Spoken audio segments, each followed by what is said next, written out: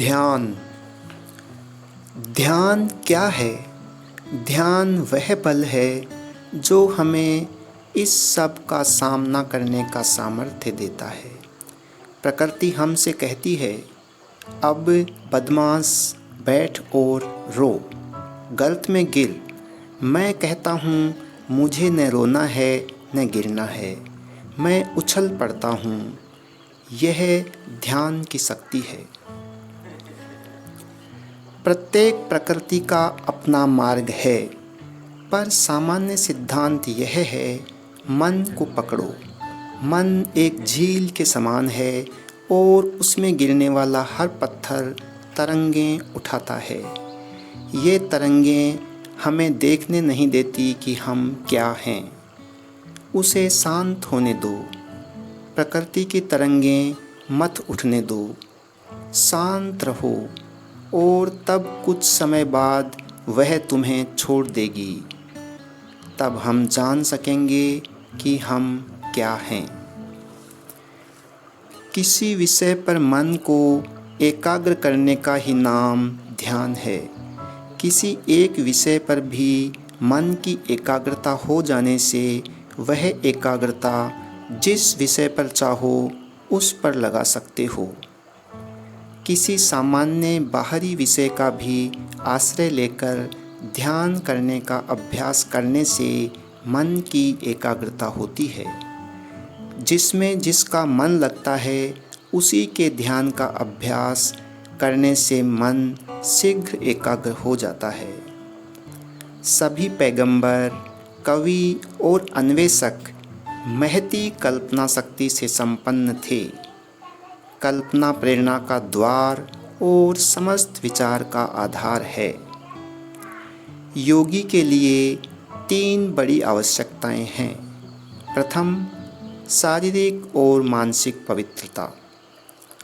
प्रत्येक प्रकार की मलिनता तथा मन को पतन की ओर धकेलने वाली सभी बातों का परित्याग आवश्यक है। द्वितीय, धैर्य। प्रारंभ में आश्चर्यजनक दृश्य प्रकट होंगे, पर बाद में वे सब अंतर्हित हो जाएंगे। यदि धैर्य रखोगे तो अंत में सिद्धि सुनिश्चित है।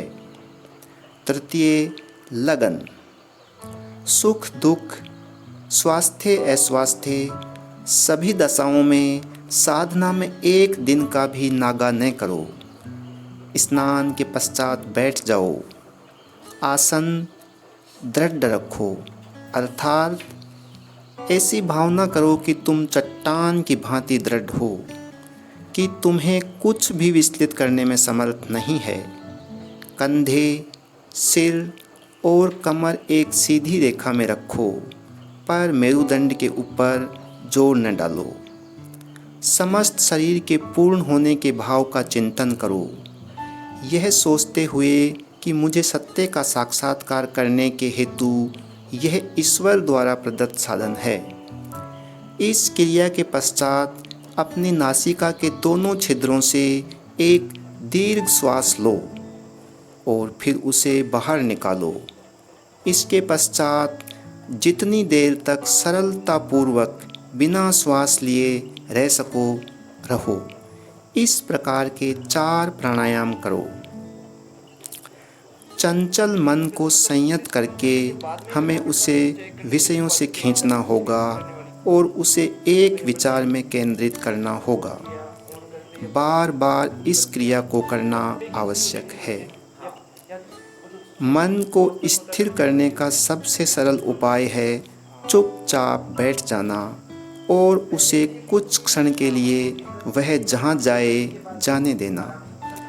दृढ़तापूर्वक इस भाव का चिंतन करो, मैं मन को विचरण करते हुए देखने वाला साक्षी हूँ, मैं मन नहीं हूँ। इसके पश्चात मन को ऐसा सोचता हुआ कल्पना करो कि मानो वह तुमसे बिल्कुल भिन्न है। जब बाएं रंध्र से श्वास क्रिया हो तब विश्राम करो, जब दाहिने रंध्र से तब कार्य, और जब दोनों से हो तब ध्यान। जब हम शांत हों और दोनों नासिका रंध्रों से समान रूप से श्वास ले रहे हों, तब समझना चाहिए कि हम मौन ध्यान की उपयुक्त स्थिति में हैं।